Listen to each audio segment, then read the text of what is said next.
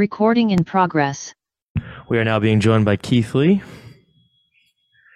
Start with a couple questions here. Santiago, go ahead. Hi, Keith. Greetings from Amsterdam, and thank you for the time. Keith, this is a fight at a catch weight, 140 pounds. Can you share a little bit how that came about? First off, hey, Santiago. Hello. Second, I think it came about because this is a short notice fight for both of us. It kind of just was in negotiations because they tried to push this fight to the last card, the one that was on like the 13th. It was just a short notice fight. So we think both of us agreed that it just would be better at 40 rather than 35. Your opponent has a lot of hype behind him, and of course, he is ranked at number 8 in the bantamweight division. Where do you see the most chances to hurt your opponent on fight night? Where do I see the most chances? You want me to give you my game plan? I ain't gonna give you my game plan, Santiago. Yes. That ain't about to happen. No, sir. That ain't about to happen. But I think it'd be a great fight. I think it'd be a great matchup. You just gotta tune in and watch. If anybody has seen us fight separately, I think you can piece together where the fight gonna take part at, or at least you think you can piece together where the fight gonna take part at. So it's all about just anticipation and watching the fight. Showtime. And then last one for me, Keith. Who's going to be in your corner for this fight? Did you bring Kevin with you? I did not bring Kevin. It'll just be me and Dewey Cooper. Kevin is fighting a week after me. So due to the quarantine, he couldn't quarantine here for a week and then try and go back and quarantine back in Vegas. They would have just been doing too much. So just me and Dewey Cooper. Good luck on fight night, sir. Thank you, brother. Jay, go ahead. Hey, Keith, welcome back. I wanted to start with this. In the build-up to this fight, Jarnell's been talking a lot about taking part in that Bantamweight Grand Prix that might happen next year. And I'm just wondering if you feel a little overlooked when he makes those comments. I haven't heard any of them comments, so you're the first person to tell me. I don't care. To be honest with you, he should be. Like, I feel like I would be more concerned if he was only looking at me and if he was only paying attention to me. He got a future in front of him, just like I have a future in front of me. This is not going to stop nothing. He's just a roadblock into what's going on in my life, and it's just allowing me a stepping stool, allowing me to go to the next level in my life. And I'm the same thing in his life. So I don't feel no kind of way about that. He should have the highest aspirations. He's talented. We both talented. We both on the highest level of professional fighters. And if you not looking towards the future, what are you doing? What are you doing this for? So that don't bother me at all. All right, I think it's a healthy mindset. And I want to talk about the last fight. Obviously, you're looking to bounce back here. I'm wondering what you took away from that loss. And as well, when you see Raufeon go on to beat Magomedov the way he did, does that kind of put that fight in a new perspective? No, I knew that already. I knew who I was going in there with. I knew he was one of the best in the world.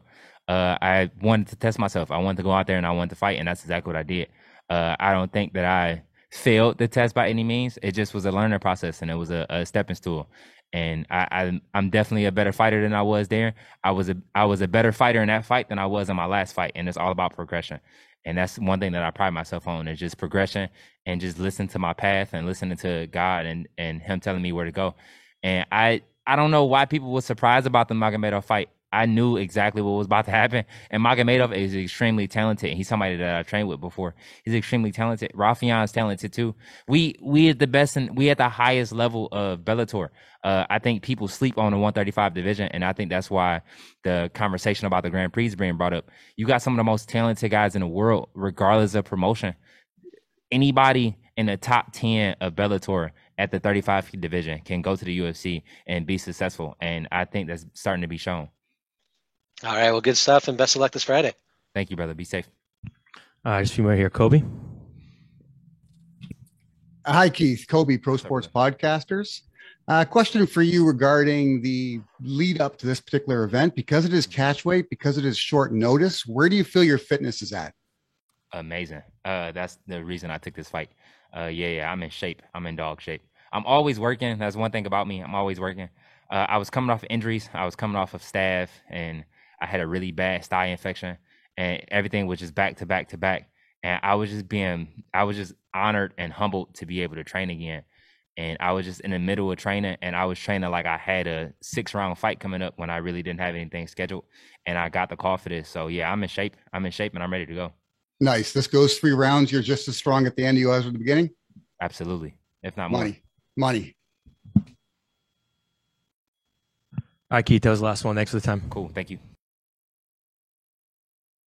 Recording stopped.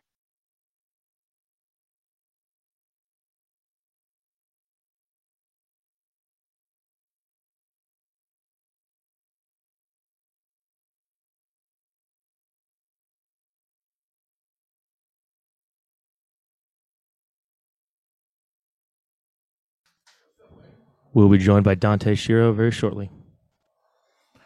Reminder to raise your hand if you have a question for him. Thank you.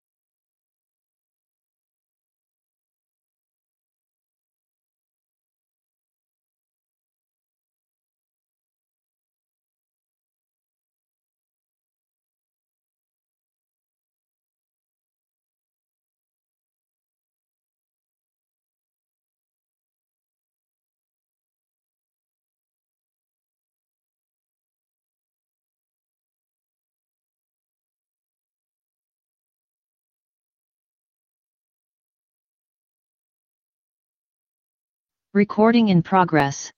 Okay, we're now being joined by Dante Shiro. Dante, just to start, why don't you talk about signing with Bellator and how that's been going for you so far? I'm excited. I got a huge opportunity ahead of me with Logan Storley. So, yeah, I'm just excited. It's a big opportunity, another step up in competition, so ready to showcase my skills. Yeah, and just piggybacking off that, you're fighting the hometown kids. Is there any added pressure, expecting anything going to his hometown? No. I going into the hometown, I mean, it's kind of fun being the home wrecker, I guess, so I'm ready to go in there and put on a show. I don't really care whether it's in his hometown, my hometown. It's still a fight, and I gotta show up. Jay, go ahead. Hey, Dante. Welcome to Bellator, I guess. I want to start with the underdog role you find yourself in. They've got you labeled, I think, as a plus 600. Do you relish being in that role? Does it take some of the pressure off because, people don't have that expectation? I honestly, I don't really care. Like, if I look into it, the more you look into it, the more I think pressure puts on you. So I stay away from all that stuff. So at the end of the day, like I said before, I just don't care, and I got to show up to fight either way, whether I'm the underdog or not. Like, we've seen it happen a million times before. Some of the biggest underdogs come up and win. So, I mean, at the end of the day, you got to show up and fight. And obviously, he's known for his wrestling. You've got more than a few submission wins on your record as well. Is it kind of inevitable that this one goes to the ground? I don't know. We'll see. I mean, if he's going to try to take me down, I'm going to defend it. I'm not going to let him take me down because that's where he wants to go. But it's a fight. He's going to have to work for the takedown. I'm going to have to work to defend it. If a submission attempt gets opened up, then it does. But I'm just every position that I'm in the fight, I'm going to be looking to finish. And last one for me, you've been in a big promotion before. You did have that fight in one championship, and I'm just wondering if you feel that's kind of prepared you for being on the big stage here. I guess a little bit, because I got to fight in front of a lot of people, but I like to simplify things, and the fight's a fight. We get locked in the cage, and then we got to hit each other, punch each other, and try and submit each other. The crowd, it's fun and it adds to it, but yeah, I can't let it affect me too much either way. Ed, go ahead. Dante, just I'm noticing you're very present in what's going on right now and in fight week leading up to the fight you're fighting the number 5 ranked person in the division. Does staying present help you be ready for this weekend, or is there any anticipation as to the possibilities of what could happen for your career as a fighter in the future if you pick up the win on Friday? Yeah, a little bit. That's always in the back of my head, obviously, because it wouldn't be a big opportunity if big things couldn't happen after it, Mm-hmm. But like you said, I'm staying present, and I have the task at hand that I have to focus on. If I just keep focusing on what could happen after, then I'm going to lose sight of what's happening right now, and that I don't feel like that would turn out very well. Oh, thank you. Yeah. Kobe, go ahead. Hi, Dante. I was wondering, this being your first fight in Bellator, given the importance of it, did you change your preparation at all, or is this a case of wash, rinse, repeat, been there, done that, nothing really changes? No, I mean, nothing's really changed. The biggest thing that changes is I'm in Denver now. So I moved out to Denver a couple months ago, and I've been training out here. But it wasn't specifically for this fight. It was just for my career in general. But besides that, nothing's really changed. Same stuff. Have you noticed a significant change with the thin air up there in your cardio, or no? I guess a little bit. I don't really know. I was talking about this with one of my corners the other day, and whether that training at elevation really is an advantage or not.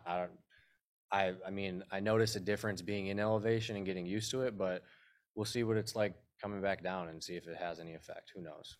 Okay, maybe you'll find out if you knock the guy out in the first round, you don't have to test that theory. Yeah, right. Have a good one. Thanks, man. You too. All right, Dante, that was the last one. Thanks for the time. Cool. Awesome. Recording stopped.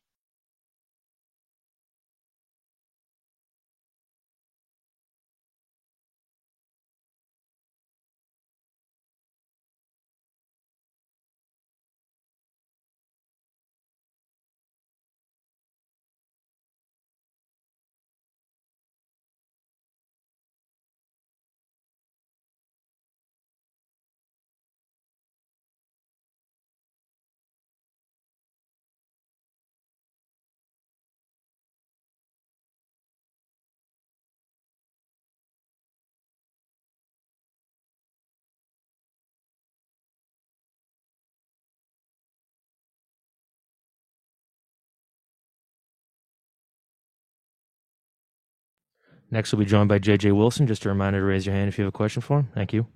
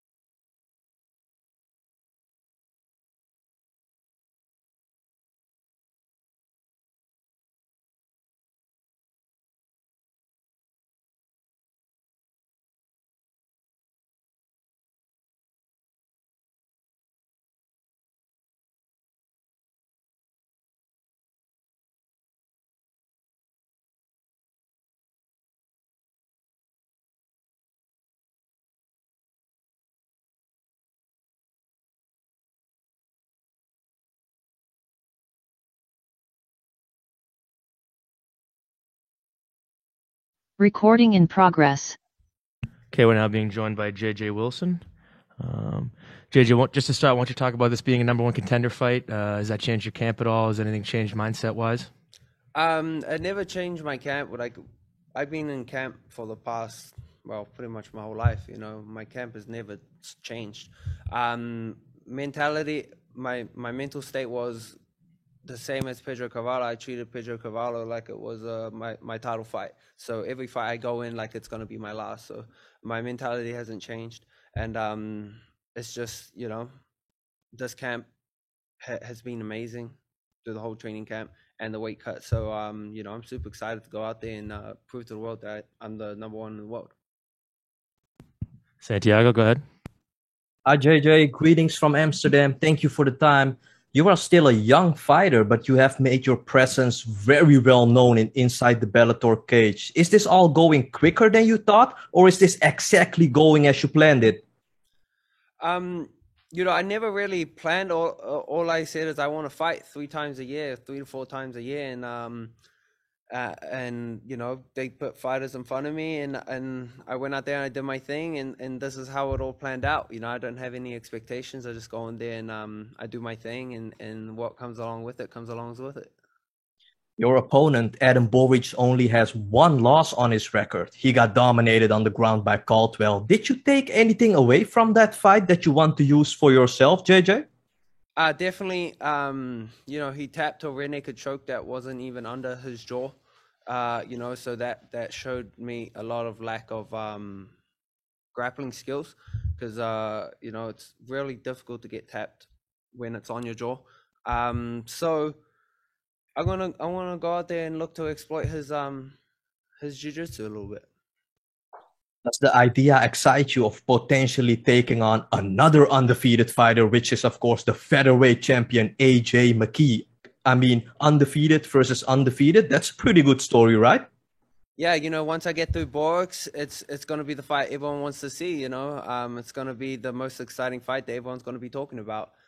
So definitely, I'm super excited to get in there and deal with Borix, and then AJ McKee will be a great fight. Good luck on Fight Night, sir. Thank you very much.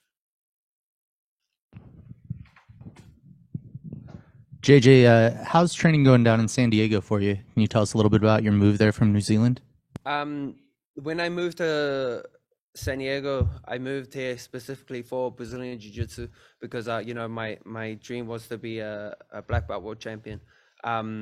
So that was my original plan moving here. And then, you know, we changed courses because we got the opportunity to, and then I went back into the MMA world. So, you know, camp has been amazing. I love all my training partners. My coaches here have been amazing. And, you know, I train hard every day ever since I got here. So, you know, I'm never out of camp. So. Go ahead.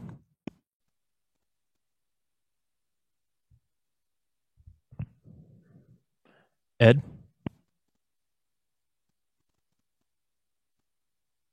Sorry about that. I had the mute on my own mic. JJ, looking ahead at this fight last night, with your record, I mean, you're undefeated against a well-known fighter. You've already fought Carvalho and Claxton. I'm just wondering, going into this fight, I mean, does carrying the O on your record become stressful for you? Like going into a fight against someone like Borix? No, really. You know, I've lost before. I've lost in amateurs. I've lost in jiu-jitsu, wrestling. You know, I'm just gonna go out there. I'm gonna fight as hard as I can. I'm gonna go out there and I'm gonna put on the best show that I'm capable of. And whatever's the results are the results. But I'm going in there to win. Well, thank you.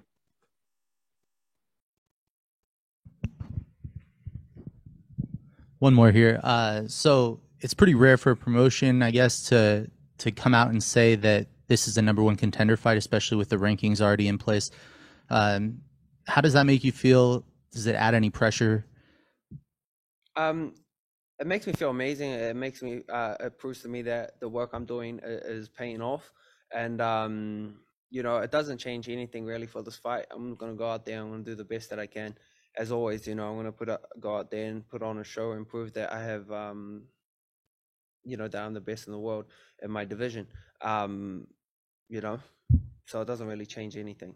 But I'm super excited to be able to go out there and become the number one contender. Jay, go ahead. JJ, just a quick one for me. You talked ahead of this fight about your concern with AJ McKee maybe going off to lightweight and, you know, fighting Pitbull again there and holding up the division. And you mentioned an interim title. Bellator has kind of been reluctant about interim titles in the past. They did do a heavyweight one recently, but if that interim title doesn't get made, what would be your option moving forward? Would you sit if you had to, or would you take another fight? You know, I can't sit on the bench. I need a fight. I'm not a person that can just like not have a fight. If I don't have a fight coming up, you know, I don't know what to do. So, you know, if that push comes to shove, then I'm gonna have to fight again. But you know, they should at that point. I think AJ McKee should defend his title, or you know, I'm not gonna be sitting on the bench for a whole year. Like, what is he gonna be doing for a whole year? He'll have to fight. So, you know, either vacate it, have an interim title, whatever it is. But I will want to fight 3 months after this fight. All right, best of luck this Friday. Thank you very much. All right, JJ, that was the last one, man. Thanks for the time. Perfect. Thank you, guys. Recording stopped.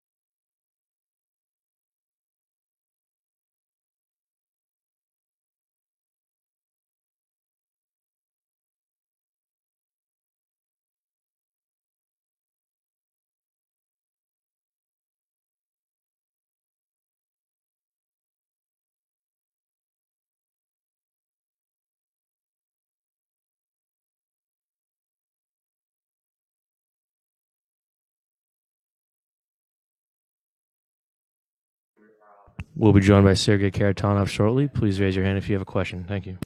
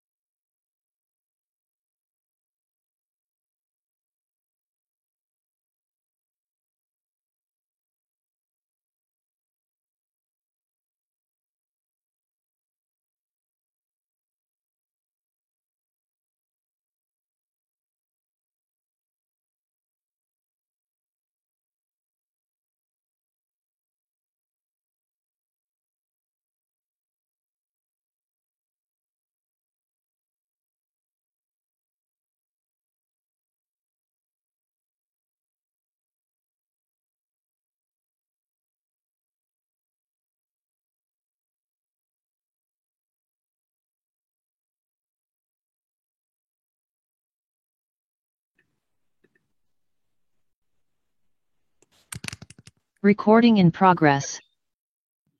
We are now being joined by Sergey Karatanov. Jay, go ahead. Hey, thanks very much. And Sergey, welcome back. A big fight this weekend, obviously. Czech Congo is a well-known fighter. A veteran like yourself has fought for the title a couple of times. Just give us your thoughts on this matchup, first of all. Jay, sorry. Want to just restart that question? No problem. Sergey, welcome back. And I'm just wondering if you can give us your thoughts on this matchup. Czech Congo, of course, a very well-known fighter, a veteran like yourself, fought for the title a couple of times. Just give us your thoughts ahead of this one. Сергей, добро пожаловать обратно. Чей Конго большой соперник, ветеран. Будет большой бой. Что вы думаете насчет предстоящего боя? Мне приятно, что Беллатор предложил мне третий рейтинг тяжелого веса.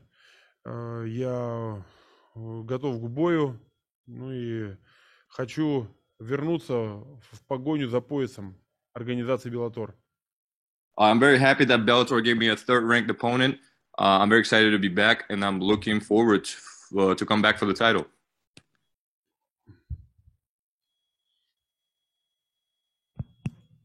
Ed, go ahead.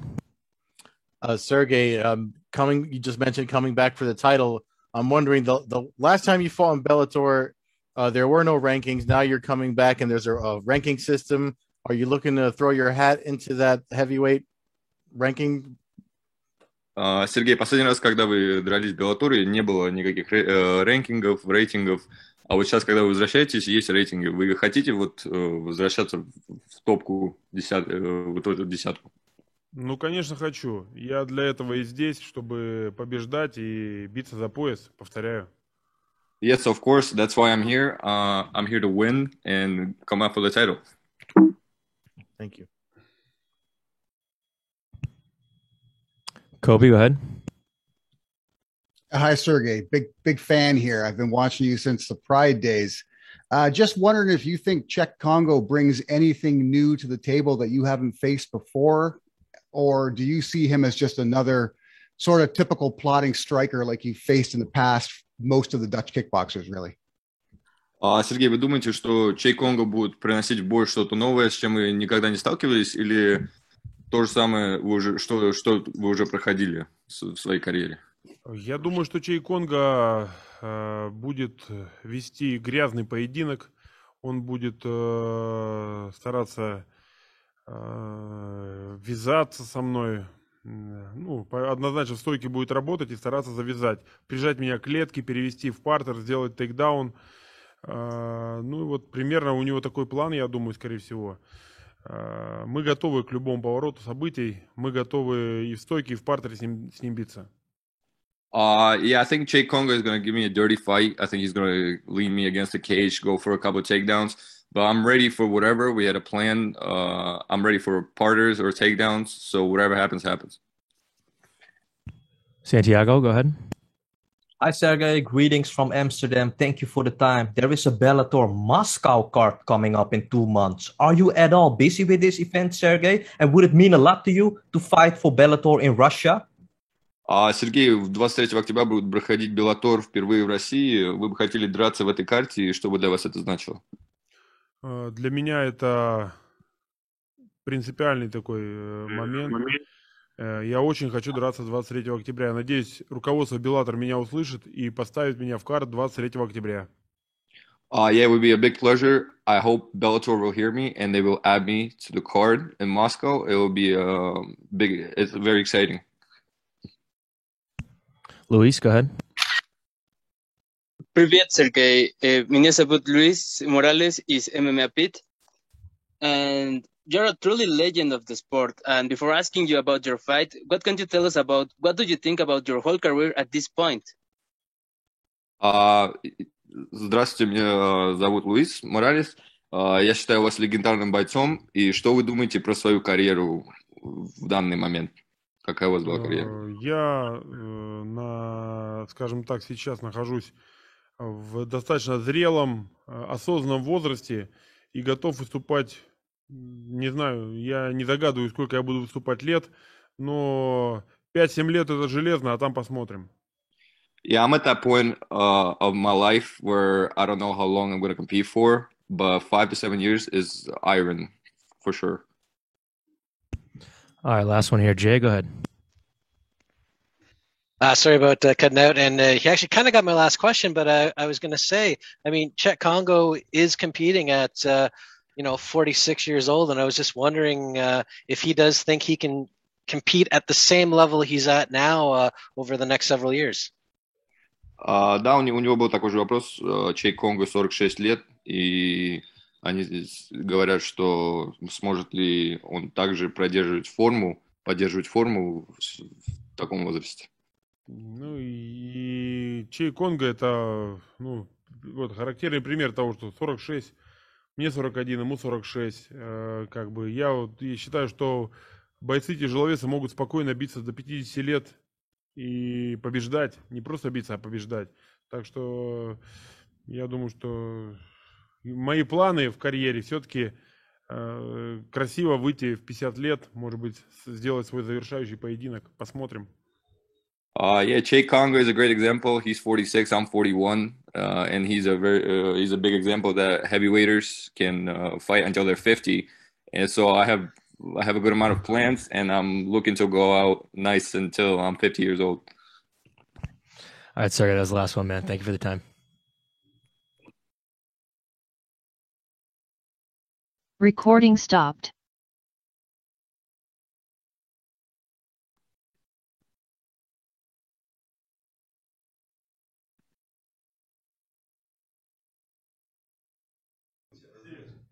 Next, we'll be joined by Jornal Lugo. Again, if you have a question, please raise your hand. Thank you.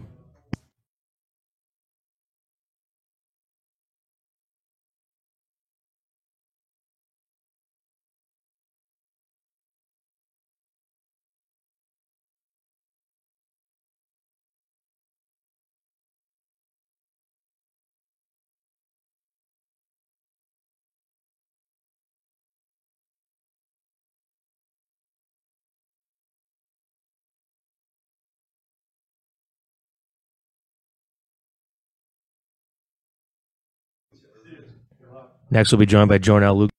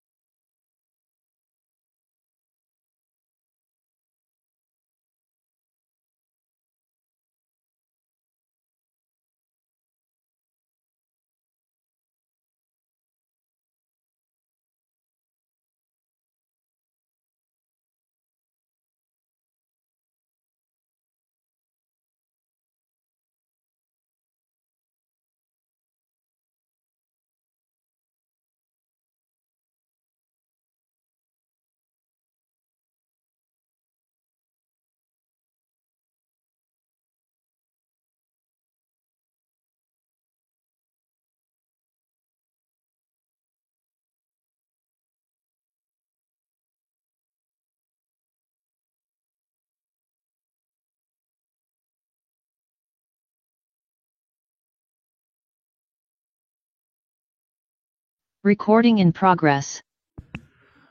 Okay, we're now being joined by Jornal Lugo. Ed, go ahead.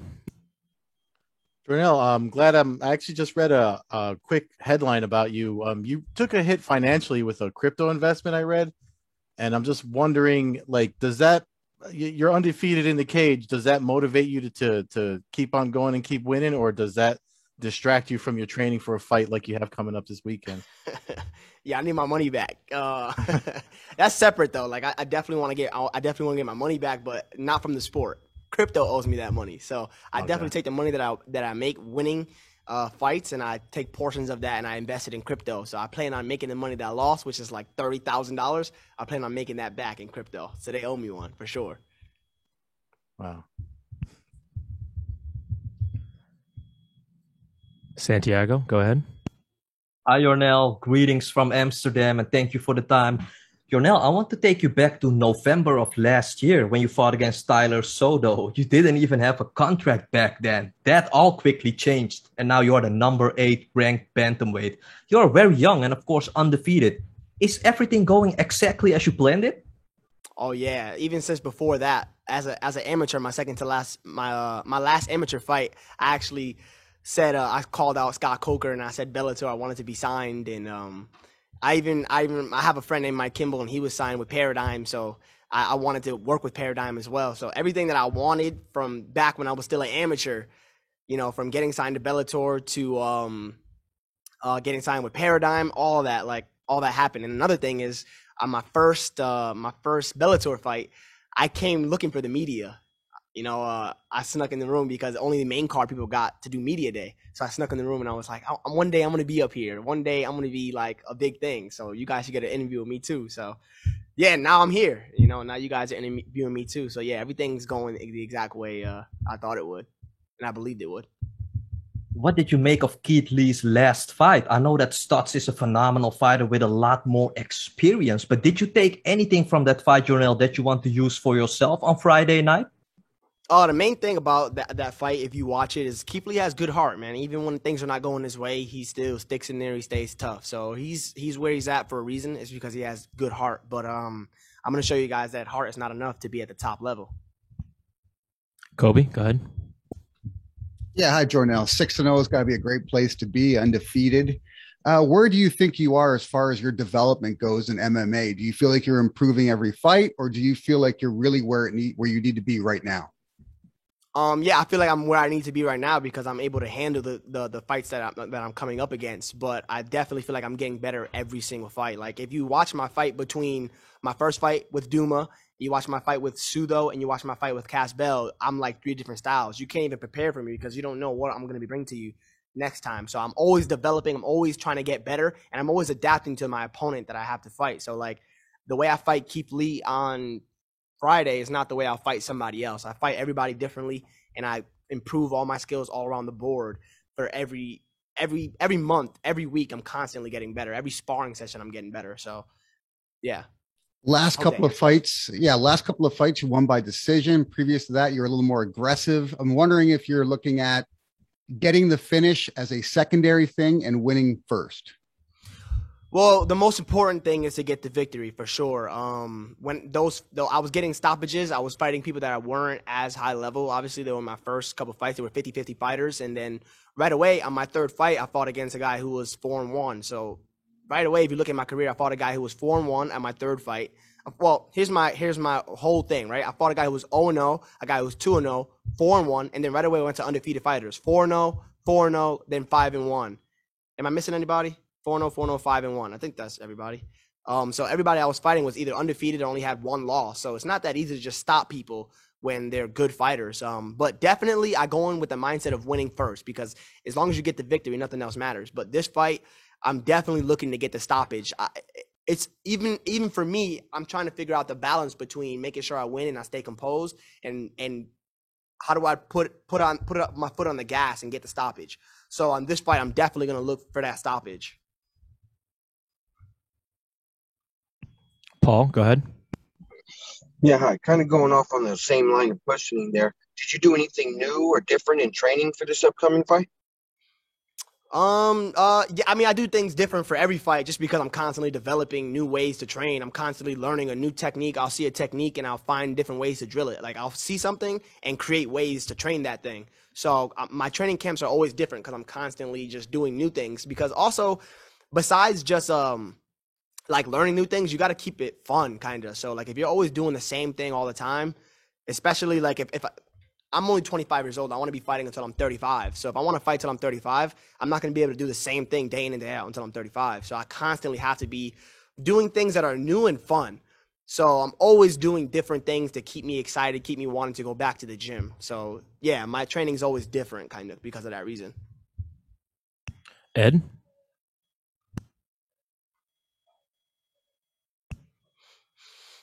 Luis, go ahead. Hi. This is your 4th time in Bellator's cage, and now you have in front of you a very tough opponent like Keith Lee. what does it mean for your career getting the win this Friday? And do you feel some extra pressure for keep the 0 in your record? It's every single fight for me is important. There's no fight that's more important than the other. I mean, it doesn't really make a difference. If you lose 3 fights in a row, you're getting kicked out. If you win 10 fights in a row, you get the belt. So it doesn't really make too big of a difference who the opponent is for me. They're all equally as important. And what was that last question you said? What was the last part? What would it mean about keeping my undefeated record? Yeah. Me being undefeated is not what drives me. I just don't want to lose in general. Like, I don't care if I have an O or not, because I lost as an amateur. I lost before. I lost kickboxing fights. I've lost in a grappling tournament before. I've lost in different situations in life. I've taken losses before. So to me, the O doesn't mean anything. What means the most to me is not losing, period. I don't care about the O, because what if I had two losses? Then what does that mean? Oh, because I have 2 losses, now I'm okay with losing? No, I still don't want to lose. So it's just making sure that I come out victorious is the most important thing. I don't care about the O. All right, last one here, Suki. Hey, how's it going? I actually just wanted to ask, I know this fight's at 140, but there's some traction behind the idea of a bantamweight Grand Prix. I feel like you're kind of a growing name in the sport. Is that something that interests you? Oh, for sure. Definitely. After this fight, after I win this fight, I'm definitely going to be I already think I have my spot in the tournament, but after this fight, I'm definitely going to have my spot. Maybe I'll fight one more time before the tournament starts, but I think it's going to be a 16-man tournament because there's a lot of guys in the 135-pound division. It's a stacked division. So you get all of us 16. There's a lot of names, a lot of big records, a lot of different skills to put up against each other. So I feel like when the tournament actually does get announced, it's going to be a big deal. And that tournament is going to be able to build me a lot more than anything else has so far. So I'm definitely excited for that to start, for my chance, not for my chance, but for my guarantee. I'm going to get that $1 million and I'm going to get that belt because skills pay the bills. And I'm the most well-rounded guy in the division. If you look into it, most guys are doing stand-up only or grappling only, and they're okay on the feet or can just do jiu-jitsu. Who else can stand and grapple effectively and actually goes for it? Because Sergio Pettis can stand and he can grapple, but he doesn't look to grapple. He doesn't actually look to wrestle or anything like that. I actually look to implement all parts of my game. So Archuleta can do everything too, but I do it better. All right, Jonah, that was the last one, man. Thanks for the time. Recording stopped. Yeah, sure. Oh,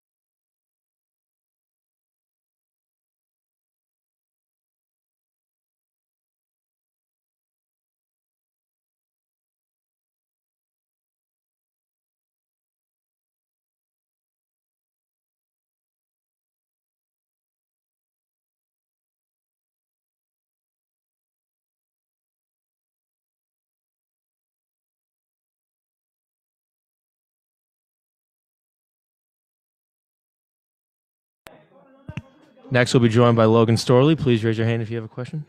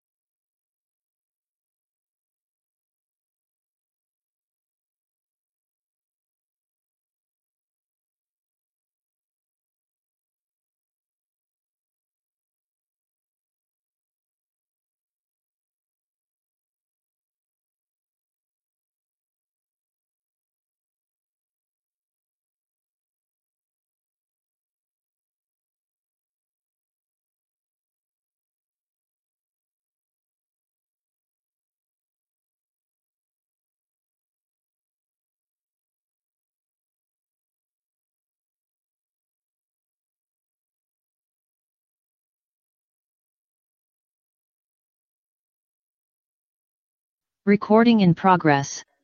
We're now being joined by Logan Storley. Jay, go ahead. Logan, welcome back, and I guess this is a welcome back to the fans as well. I think this is your first fight since the pandemic kicked off. Well, they'll be back, and in your hometown. Just tell us what that means to you. Yeah, it means a lot to come back to Sioux Falls, South Dakota. Family, friends, sponsors, all right here in this city, and so I'm excited to put on a show for them. And we learned about this fight just earlier this month, so I'm wondering how short notice this was for you and how that affects the fight itself. At Sanford MMA with Henry Hoof, Kami, Barzini, and all those guys, it's, you're working on yourself because you know that, especially during the pandemic, guys were changing and falling out, opponent changes. So you're just worried about yourself getting better. We put together a good, solid camp, and we're prepared. We didn't miss anything. We didn't take any shortcuts, and I'm ready to have the best performance of my life. And last one for me, the last fight against Yaroslav Amosov obviously didn't go your way. Just wondering what the takeaways were, and if him going on to become champion kind of changes how you see that fight. Yeah, it is what it is. It's a split decision. One judge, changes whether he's fighting for a title or it's me. Nothing but respect for Yaroslav, but I think I pushed him more than anybody else, and we both had to dig deep. And so, I got to take care of Friday night before I, talk about anything else. And so really that's all I'm worried about. Santiago? Hi, Logan. Greetings from Amsterdam, and thank you for the time. Is Henry Hooft going to be in your corner for this fight, and who did you bring more? Yeah, Henry will be there. Kami Barzini and Robbie Lawler will all be in my corner. Logan, your wrestling game is beyond outstanding, but working with the Dutch kickbox master Henry Hooft, is it easier now to also feel comfortable on the feet and to mix your game up a lot? Yeah, like I said, I've had 20 plus years of wrestling and, only 4 or 5 years of boxing, kickboxing. And so, of course, you're always going to resort back to what you know best, but everything's starting to come together, starting to get more comfortable, really starting to figure everything out, and things are starting to slow down for me. So I'm excited to showcase those skills on Friday night. Good luck on fight night, sir. Thank you. Luke, go ahead. Luke? It's Luke from Empire Universe Podcast. First off, how is fight week going for you? It's going well. Things are going smoothly. Weight cut's great. Everything's been well here in South Dakota, so we're just getting ready and excited for Friday. Good to hear. As previously mentioned, you haven't fought since 2020. So coming back and now having fans back, what is the feeling being able to fight in front of fans again? I think it really it's awesome to have them there.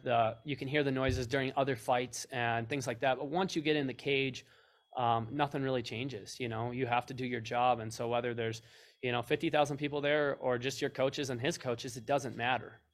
Once you get in there, the build up, the walkout, things like that are definitely different. A little more, the atmosphere, energy. But once you get in there, you have to do your job. And I'm fully prepared to do that. All right, Logan, that was the last one, man. Thanks for the time. That's it. Recording stopped.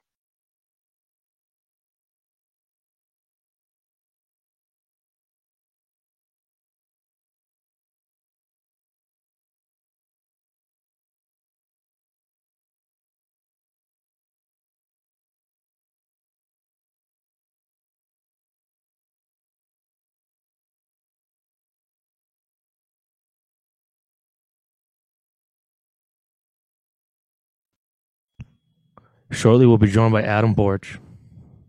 Please raise your hand if you have a question. Thank you.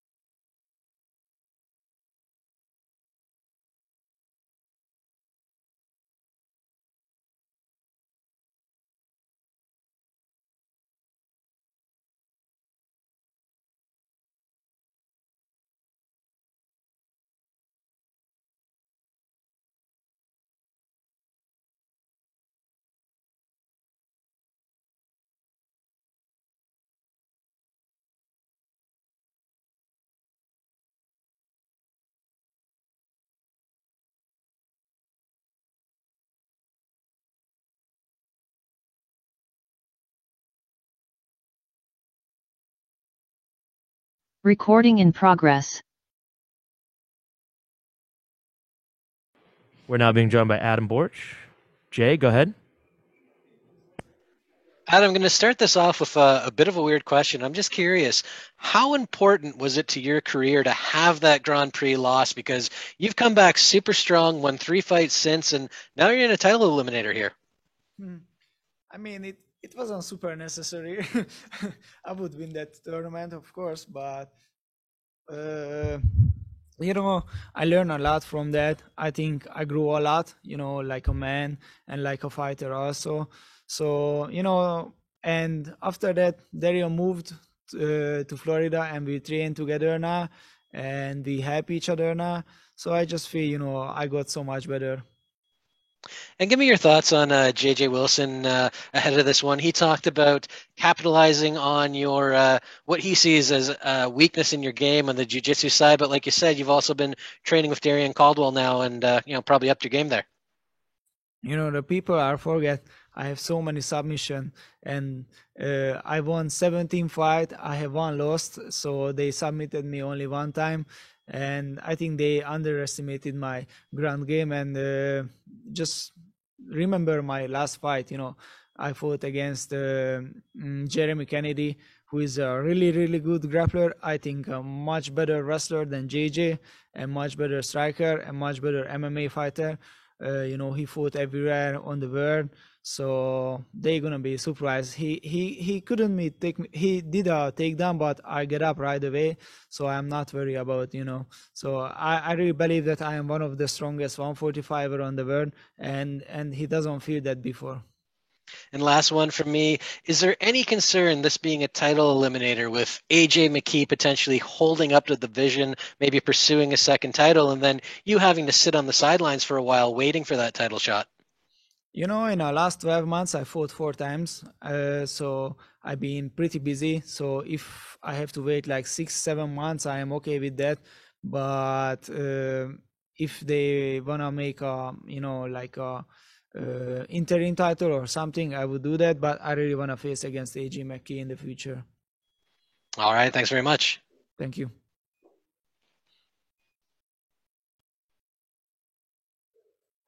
Santiago, go ahead. Hi, Adam. Greetings from Amsterdam. Thank you for the time. How did your camp go at Sanford MMA? And is Henry Hooft going to be in your corner for this fight? Yeah, he's going to be there. You know, my camp is always great at the Sanford. I mean, I'm living in Florida most of the time. So I feel great, man. You know, yeah, ready to go. Do you think JJ deserves to be in this title eliminator as well? Because he has less fights than you. Do you think it's deserved? No, I don't think so, but it is what is it. You know, I would fight against Emmanuel Sanchez when he was a number 2. But they said if he fight and Emmanuel win, he cannot fight for a title because he just lost for the champ. So that's why only reason why I took this fight. I think he never beat the guy who is like really, really tough. You know, I fought former champs. I beat former champs. So, you know, I think I deserve much more, but, you know, I'm gonna show him, you know, which is a tough fight. Your first fights in Bellator were on European ground. Most recently, you have been fighting in the United States more. Which one do you prefer more, Adam, Europe or the United States? I mean, in Europe, I fought 2 times at home. Hungary, nothing is like home, you know, fighting in front of your country. But, you know, I used to it, you know, fight in the US. You know, I mean, I just, like I said, I am living in the US like almost 4 years. So for me, the fight is everybody's fight. Doesn't matter where or against who. I love fighting, so it's just fun for me. Good luck on fight night, sir. Thank you so much. Thanks, Adam. That was the last one. Thanks for the time. Recording stopped.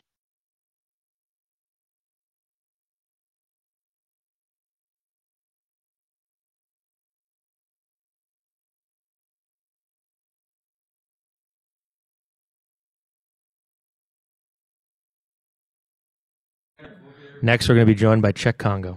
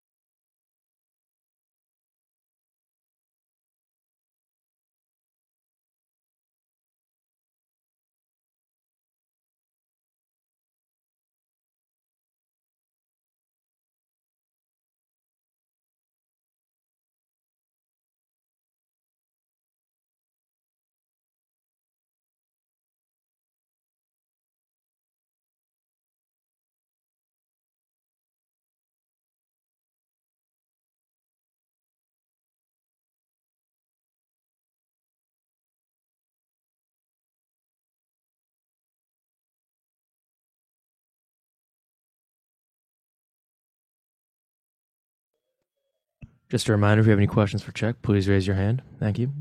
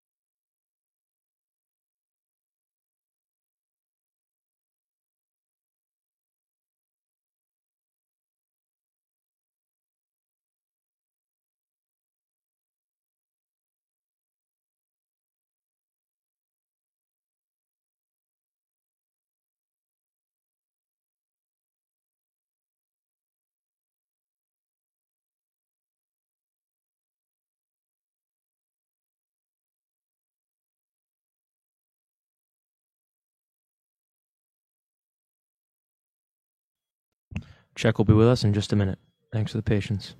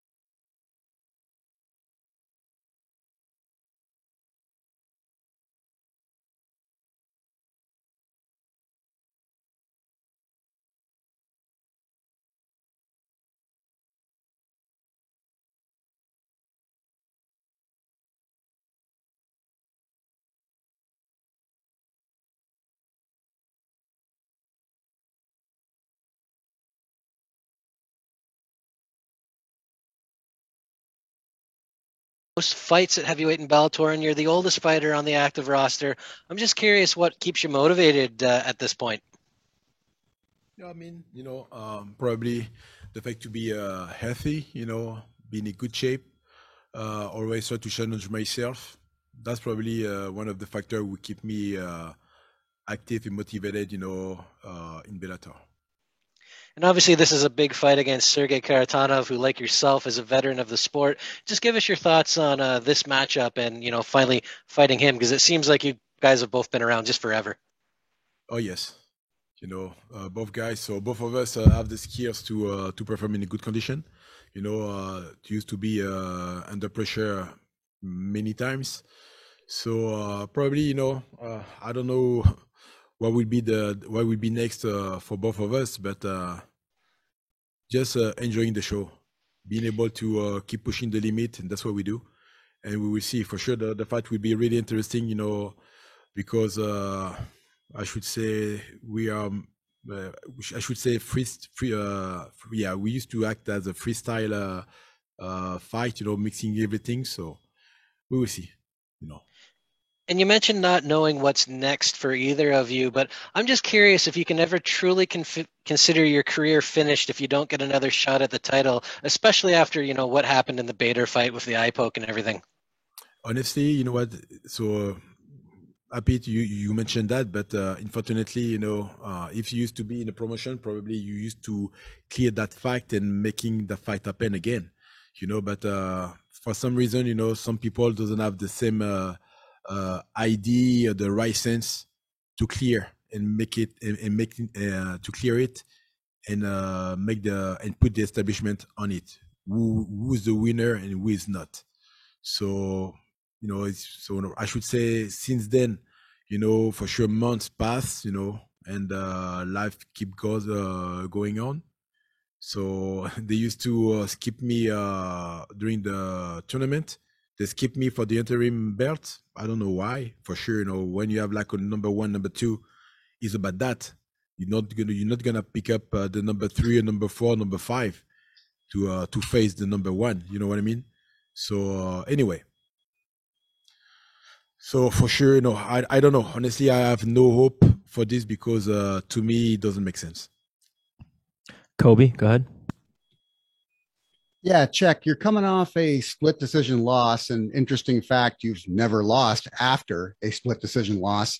Does it change your mindset and make you a little more aggressive going into the next fight, knowing that the judges could just see it anyway if it doesn't happen that way?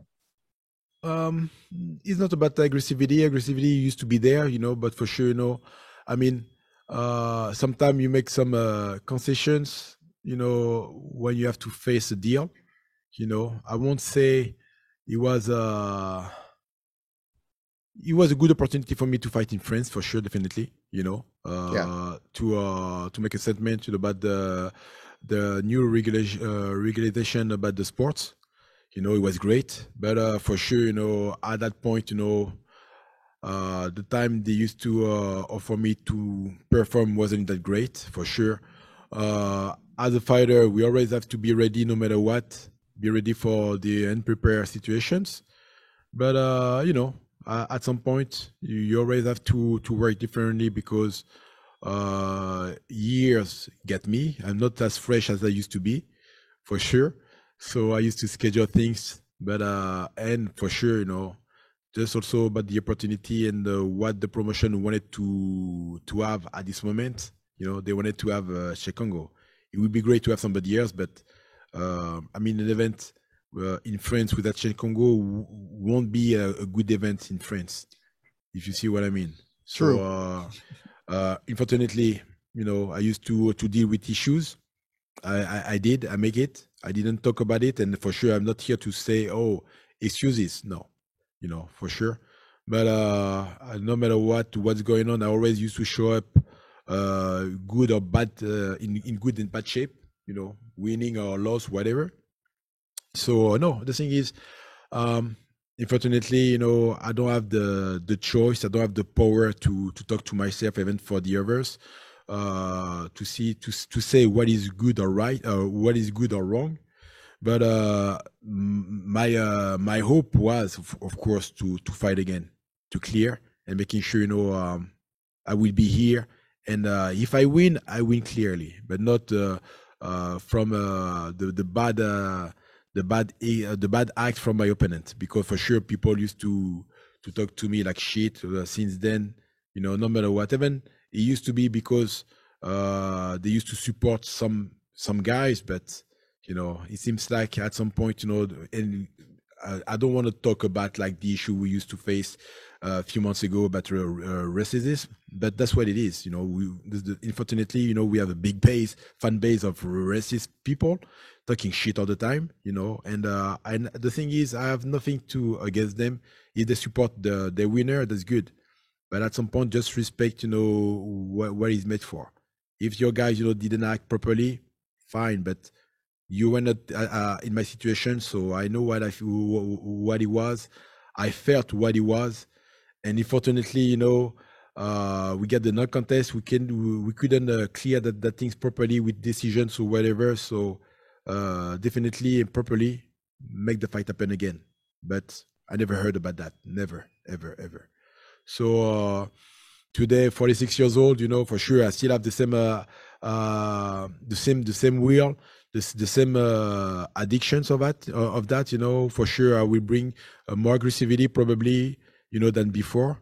But it won't be because of the fight, just because I am, and I'm here for the performance, and I will clear the situations, no matter what's going on, title or not titles. Today, I know who's the champ, so I don't need to get the fucking belt around my waist to pretend to be like, hey, this is what I did, because, I know my value. I'm not the shitter.